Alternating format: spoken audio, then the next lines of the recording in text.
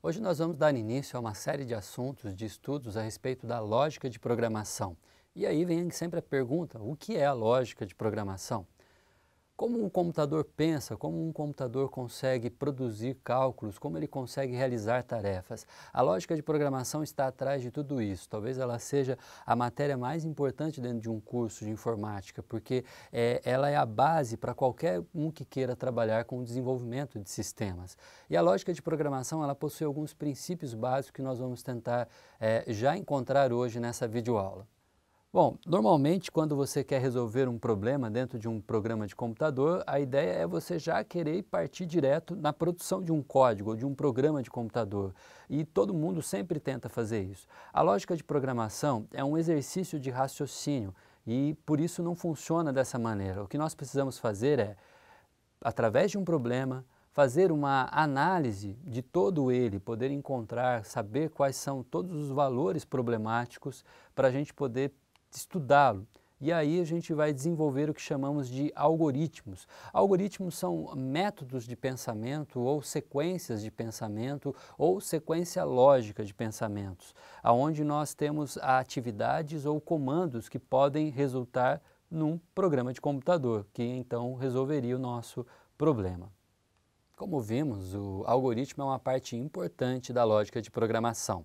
Apesar do nome ser um pouco diferente, e você não deve ter ouvido ele muitas vezes, o algoritmo faz parte do nosso dia a dia. Eu e você já praticamos exercícios algorítmicos quase todo o tempo. Por exemplo, quando você vai fazer um bolo ou fazer algum cozido, você tem uma sequência, uma receita que você segue passo a passo para poder fazer isso. E isso é um algoritmo, é uma sequência de passos lógicos que nós damos para realizar alguma tarefa.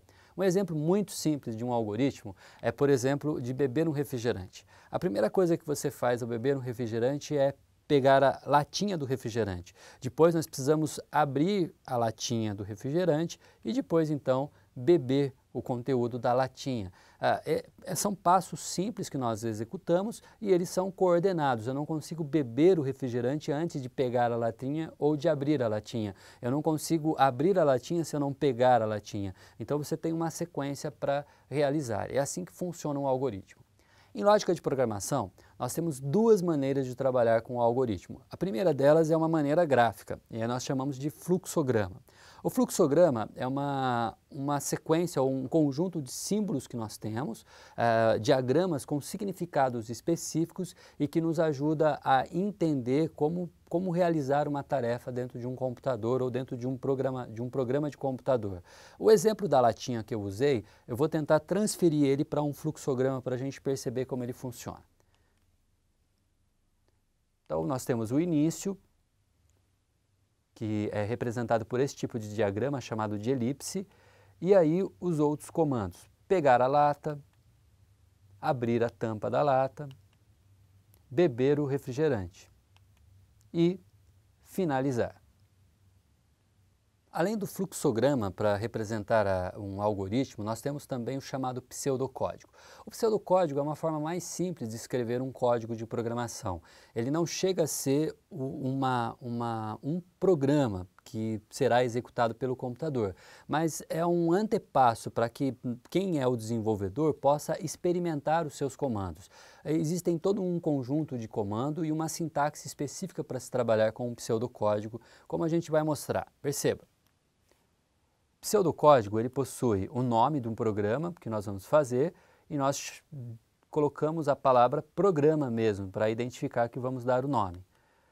Declare, e aí nós vamos colocar as variáveis que nós vamos utilizar. Embora não seja agora ainda a hora da gente entender as variáveis, é importante você saber que existe um espaço para a declaração das variáveis. O início, as instruções e comandos e o fim.